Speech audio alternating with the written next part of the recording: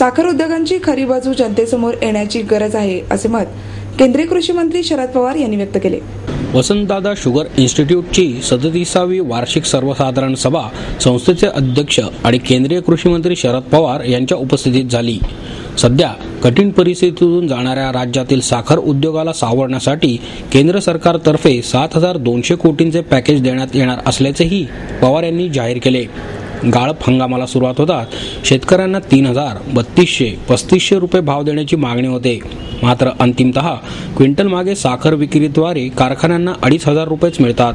Bagasse आणि इथेनॉललाही योग्य भाव मिळत नाही। ही वस्तुस्थिती सर्व सहकारी कारखान्यांच्या वतीने जनतेसमोर मांडण्यासाठी साखर संघ पुढे येत नाहीत, अशी खंतवजा तक्रार पवार यांनी केली। यात बदल करण्यासाठी मराठी, हिंदी आणि इंग्रजी भाषात माहिती देणारे प्रवक्ते नेमा, त्यांना चांगला पगार द्या आणि सत्याची बाजू पुढे आणा, असेही त्यांनी सुचवले।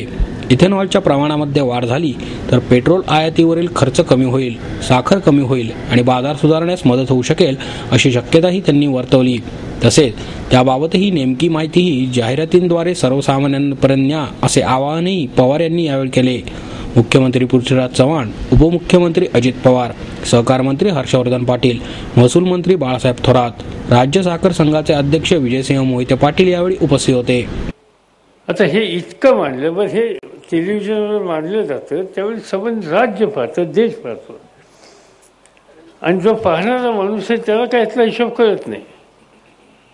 तो असं म्हणतो की साखर किरकोळ विक्री असेल 36 रुपये 37, तर याचा अर्थ 3,000 रुपये नक्कीच त्याला मिळत असतील,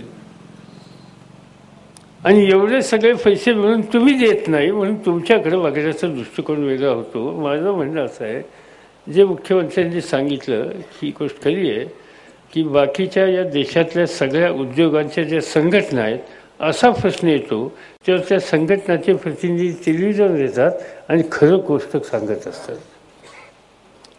आज राज्य सहकारी साखर कारखाना संघ आणि राष्ट्रीय सहकारी साखर कारखाना संघ याच्यामध्ये संस्थेचे प्रवक्ते इंग्रजी, हिंदी आणि प्रादेशिक भाषेत बोलून टेलिव्हिजनवर वस्तुस्थिती सांगतील याची आवश्यकता आहे, त्यासाठी खर्च करा, पण आपली बाजू सत्याची असताना सुद्धा सवन या वर्गाच्याकडं एका वेगळ्या दृष्टिकोनानं पाहण्याचं जन्म तयार होतं आहे, हे काही योग्य नाही आहे।